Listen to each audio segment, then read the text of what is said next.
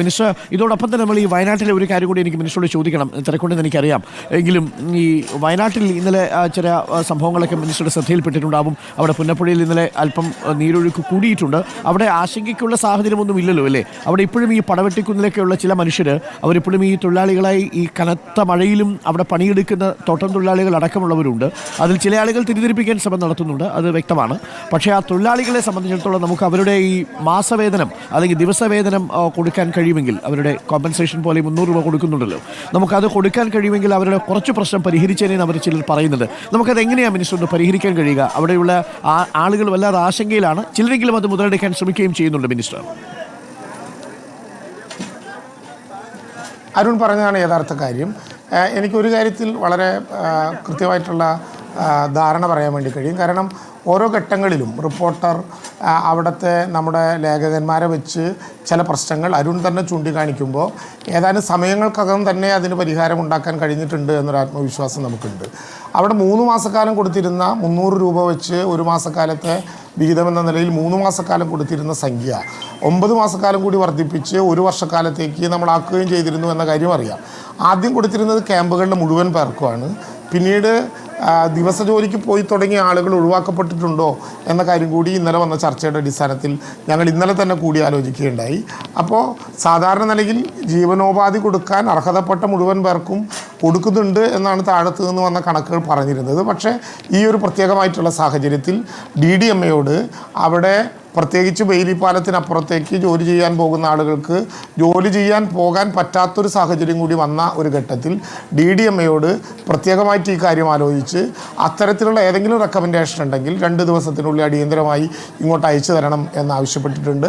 DDMA യോഗം കൂടിയിട്ടാണ് ഈ ലിസ്റ്റുകളെല്ലാം ഫൈനലൈസ് ചെയ്ത് തരുന്നത്. അതുകൊണ്ട് നേരത്തെ അരുൺ പറഞ്ഞതുപോലെ ഏതെങ്കിലും പ്രദേശത്തെ ആളുകൾക്ക് ഈ ദുരന്ത ബാധിതരായി നിൽക്കുന്നവർക്ക് അർഹതപ്പെട്ടവർക്ക് അത് കിട്ടാതിരിക്കുന്നുണ്ടെങ്കിൽ അത് കൊടുക്കാനും, അതോടൊപ്പം തന്നെ അവിടെ ജോലിക്ക് പോകാൻ ഈ ദുരന്തത്തിൻ്റെ ഭാഗമായി സാധിക്കാത്ത വന്ന പ്രശ്നം ചൂണ്ടിക്കാണിക്കപ്പെട്ടപ്പോൾ അപ്പോൾ തന്നെ ബന്ധപ്പെട്ട ആളുകളെ ഞാനും റവന്യൂ പ്രിൻസിപ്പൽ സെക്രട്ടറിയും കളക്ടർ ഉൾപ്പെടെയുള്ള ആളുകളുമായി ഇന്നലെ ചേർന്ന യോഗത്തിൽ തന്നെ DDMA ഒന്നുകൂടി പരിശോധിച്ച് അങ്ങനെ അർഹരായിട്ടുള്ള ആളുകളുടെ ലിസ്റ്റ് ഉണ്ടെങ്കിൽ അത് അയച്ചു തന്നാൽ നിർബന്ധമായിട്ടും അവരെ സഹായിക്കാവുന്ന വിധത്തിലുള്ള സ്ഥിതി ഉണ്ടാക്കാം എന്നുറപ്പായിട്ടും അവർക്ക് പറയുകയും നിർദ്ദേശം കൊടുക്കുകയും ചെയ്തിട്ടുണ്ട്. ഓക്കെ മിനിസ്റ്റർ, എന്തായാലും ആ വിഷയത്തിൽ നമുക്ക് കൂടുതലൊന്ന് സംസാരിക്കണം. മാത്രമല്ല മിനിസ്റ്റർ, ഈ മഴയുടെ കെടുതി അവസാനിക്കുന്നവരെ മിനിസ്റ്റർ ഞങ്ങൾക്ക് രാവിലെ ഒന്ന് കിട്ടിയാൽ ആളുകൾക്ക് ഒരു ആശ്വാസമായിരിക്കും. കാര്യം ഈ രക്ഷാപ്രവർത്തനം ഏകോപിപ്പിക്കുന്നത് മിനിസ്റ്റർ കൂടിയാണല്ലോ.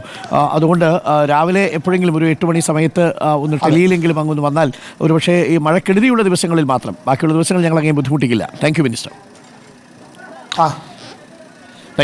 ഉറപ്പായിട്ടും ആ കാര്യത്തിൽ ഞാൻ ഒറ്റ കാര്യം കൂടി നേരത്തെ അരുണിനോട് പറയാൻ വെച്ചിരുന്നത്, നമ്മൾ ഒരു കാര്യം നല്ലതുപോലെ ശ്രദ്ധിക്കണം. ഈ വാർത്തകളിൽ പ്രത്യേകിച്ച് നമ്മുടെ ശരിയായ വിവരം കൊടുക്കാതെ ആളുകളെ ഒരു കാരണവശാലും പ്രയാസപ്പെടുത്തരുത്. സോഷ്യൽ മീഡിയയിലൊക്കെ മേഘവിസ്ഫോടനം നടക്കാൻ പോകുന്നു എന്ന വിധത്തിൽ പോലും വാർത്തകൾ വരുന്നുണ്ട്. വാർത്തകൾ കൃത്യതയോടുകൂടി കൊടുക്കണം. ചാനലുകളെക്കുറിച്ചോ മാധ്യമങ്ങളെക്കുറിച്ചോ അല്ല ഞാൻ പറഞ്ഞത് സോഷ്യൽ മീഡിയയിൽ ഇത് ഷെയർ ചെയ്യുന്ന ആളുകൾ നന്നായി ശ്രദ്ധിക്കണം. ഇന്നലെ കളക്ടർമാരുടെ കാര്യത്തിൽ നിർബന്ധമായിട്ടൊരു കാര്യം പറഞ്ഞിട്ടുണ്ട്. ഒരു തവണ തെറ്റിയൊക്കെ ഷെയർ ചെയ്താൽ ഒന്നറിയാതെ പറ്റിയതാകും എന്ന് കരുതാം. പക്ഷേ ഇതുതന്നെ തുടർച്ചയായി തെറ്റായ വാർത്തകളും പഴയ ചിത്രങ്ങളും കാണിച്ച് ഷെയർ ചെയ്യാൻ സോഷ്യൽ മീഡിയയിൽ ആളുകൾ ശ്രമിച്ചാൽ പ്രത്യേകമായി അവരുടെ പേരെടുത്ത് കർശനമായ നടപടി എടുക്കാൻ ജില്ലാ കളക്ടർമാർക്ക് നിർദ്ദേശം കൊടുത്തിട്ടുണ്ട്. അതൊരു മാതൃകാപരമായി ബാക്കി ആളുകൾ കാണാൻ കൂടി വേണ്ടിയാണ്. മാധ്യമങ്ങൾ കൃത്യം വാർത്തയാണ് നൽകുന്നത്. അവർക്ക് സോഴ്സ് ജില്ലാ ഭരണകൂടം നൽകുന്നതും ദുരന്ത നിവാരണ അതോറിറ്റി നൽകുന്നതുമായിട്ടുള്ള വാർത്തകളാണ്. പ്രാദേശികമായി ലേഖകന്മാർ നേരിട്ട് കണ്ട വിഷയങ്ങളാണ്. പക്ഷേ മുൻകാല വാർത്തകൾ എടുത്തു പിടിച്ച് കേവലം ഏതെങ്കിലും തലത്താണ് അങ്ങോട്ട് പോയതെങ്കിൽ അതും ഒരു പ്രയാസപ്പെട്ട പ്രശ്നമാണ്. കൊടകരയിലേക്ക് ജില്ലാ കളക്ടർ ഇപ്പോൾ ഏതാനും സമയങ്ങൾക്കകം എത്തിച്ചേരാൻ പറഞ്ഞിട്ടുണ്ട്. രാവിലെ തന്നെ കളക്ടറോട് അങ്ങോട്ട് പോകണമെന്ന് പറഞ്ഞിട്ടുണ്ട്. തൃശ്ശൂരിൽ നിന്ന് കളക്ടർ അങ്ങോട്ട് തിരിച്ചിട്ടുണ്ട്. ഇപ്പോൾ മനസ്സിലാക്കുന്ന ഒരു പ്രധാനപ്പെട്ട കാര്യം, ആശ്വാസകരമായിട്ടുള്ള ഒരു വാർത്ത കൊടകരയിൽ നമുക്ക് ഉണ്ടായേക്കാമെന്നാണ്. നേരത്തെ അരുൺ പറഞ്ഞതുപോലെ ആദ്യം തന്നെ ഈ മണ്ണും കല്ലും ഒക്കെ വന്ന് പതിച്ചതുകൊണ്ട് ഈ സ്ലാബ് നിൽക്കാനൊരു പൊസിഷൻ കിട്ടിയിട്ടുണ്ടാകും എന്നാണ് അവിടെ രക്ഷാപ്രവർത്തനം നടത്തുന്ന ആളുകൾ പറയുന്നത്. റവന്യൂ മേധാവി എന്ന നിലയിൽ ജില്ലാ കളക്ടർ കൂടി ഏതാനും മിനിറ്റുകൾക്കകം അവിടെ എത്തിച്ചേരുകയും ചെയ്യും. Okay, thank you minister. Thanks a lot minister. തീർച്ചയായിട്ടും അത് വേണം. പരിഭ്രാന്തി ഉണ്ടാക്കുന്നവരെ വെറുതെ വിടരുത്, അവരെ നിയമത്തിന് മുന്നിൽ കൊണ്ടുവരിക തന്നെ വേണം. ആളുകൾ വല്ലാതെ പാനിക്കാക്കുന്ന ചില സോഷ്യൽ മീഡിയ പോസ്റ്റുകളെക്കുറിച്ചാണ് മിനിസ്റ്റർ പറഞ്ഞത്. Thank you minister. Thanks a lot. ഈ തിരക്കിനിടയിലും നമ്മളോടൊപ്പം ചേർന്ന് ചേർന്നതിന് മിനിസ്റ്റർ നേരിട്ട് തന്നെയാണ് കൊടകരയിലെ രക്ഷാപ്രവർത്തനം ഇപ്പോൾ ഏകോപിപ്പിച്ചുകൊണ്ടിരിക്കുന്നത്. അല്പസമയത്തിനുള്ളിൽ കളക്ടർ അവിടേക്ക് എത്തും. മിനിസ്റ്റർ നേരത്തെ പറഞ്ഞതുപോലെ ആ കൊടകരയിൽ ആ സ്ലാബ് തങ്ങി നിൽക്കുന്നത് കൊണ്ട് തന്നെ അതിനടിയിൽപ്പെട്ടിരിക്കുന്ന 3 പേർ അവരെ നമുക്ക് രക്ഷിക്കാൻ സാധിക്കുമെന്നൊരു പ്രതീക്ഷയുണ്ടായിരുന്നു. അതിൽ ഒരാളെ ഇപ്പോൾ നമ്മൾ രക്ഷിച്ചിട്ടുണ്ട്, പുറത്തേക്ക് എടുത്തിട്ടുണ്ട്.